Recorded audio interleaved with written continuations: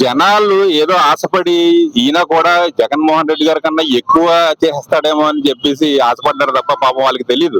మనతో మాట్లాడడానికి ex corporator సంబర్ Bobby గారు మనతో ఉన్నారు. వారి మాటలను తెలుసుకునే ప్రయత్నం చేద్దాం. నమస్తే సార్. నమస్తే అండి. చెప్పండి, గత ప్రభుత్వంతో పోలిస్తే మీ ప్రభుత్వంలో అనేక సంక్షేమ పథకాలు అవలంబించారు. అదేవిధంగా ప్రభుత్వ మెడికల్ కళాశాలను కూడా ఏర్పాటు చేశారు. కానీ ఈ రోజు టీడీపీ ప్రభుత్వం వచ్చిన తర్వాత ప్రైవేటీకరణ అంటున్నారు. ఈ ప్రైవేటీకరణ మంచిదంటారా, లేదంటే గత ప్రభుత్వంతో మీరు మెడికల్ కళాశాలను గవర్నమెంట్ విధంగానే ఉంచాలంటే మీరు ఏం చెప్తారు?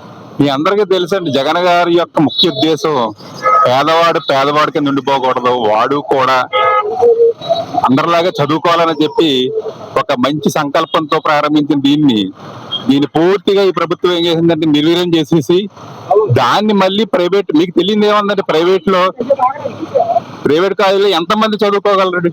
ఇప్పుడు సీటుని వాళ్ళ ఇష్టానుసారం వాళ్ళు అమ్ముకుని చేస్తారు. వాళ్ళు ఎంతమంది పేదవాళ్ళు దాన్ని ఎఫర్ట్ చేయగలరున్నది మీ అందరికి తెలియదు ఏం కాదు. ఇవన్నీ దృష్టిలో పెట్టుకుని ఒక విద్య వైద్యం గురించి ఆయన అసలు కృషి చేసి ఎంతో సంకల్పంతో చేసిన ఈ పనిని నిర్వీర్యం చేసేయడానికి కంకణం కట్టుకున్నట్టుగా ఈ రోజు ప్రైవేట్ వాళ్ళకి దోచిపెట్టడానికి తప్ప దీనివల్ల పేదవాడికి ఏం ఉపయోగపడదు చెప్పండి, మీరు చెప్పండి. ఇదేమి కార్పొరేట్ స్థాయి ప్రభుత్వం తప్ప పేదవాడి గురించి ఆలోచించే నాయకుడు ఎవరున్నారంటే మా జగన్మోహన్ రెడ్డి అని చెప్పి మేము సగర్వంగా చెప్పాను. ఎందుకంటే సంక్షేమ పథకాలు మీరు తీసుకోండి, ప్రతి పథకం కూడా ప్రతి ఒక్కరికి ఏదో విధంగా వారికి చేదోడు వాదం. ఈవేళ చాలా నిరాశ నిస్పృహలో జనంలో ప్రజలైతే మాత్రం చాలా ఇబ్బందులు పడుతున్నారు. ఎన్నికల సమయంలో అనేక హామీలు ఇచ్చారు.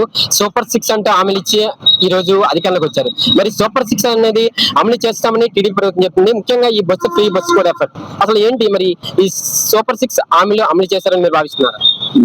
మేము చెప్పడం కాదు, మీరు తెలుసుకోవచ్చు. ఎందుకంటే సూపర్ 6 అన్నది ఒక మోసం అండి.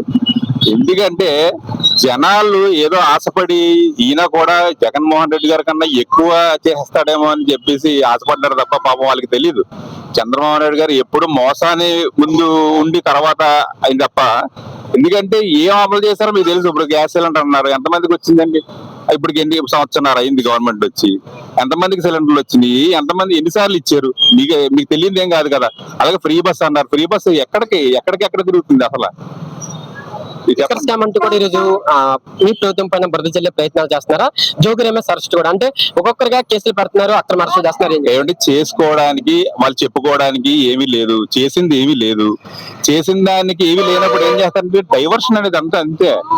వాళ్ళు ఏమీ చేసింది లేనప్పుడు ఏం చేస్తారంటే దీని టాపిక్ డైవర్ట్ చేసి ఏదో విధంగా మమ్మల్ని చెడ్డ చేయడానికి తప్ప వాళ్ళకి అంతకన్నా కాన్సెప్ట్ లేదు. ఒకటి ఇది చేసామని చెప్పమనండి, ఖచ్చితంగా మేము ప్రశ్నిస్తున్నాం. ఒకటి చేసాం, ఇదిగో ఇది చేసాం, ఇది కంప్లీట్ చేసాం, ఇది మొదలు పెట్టామని కానీ చెప్పానండి. రైతుల తరఫున కూడా పోరాటంగా మీ మాజీ ముఖ్యమంత్రి ప్రజలకు వస్తున్నారు.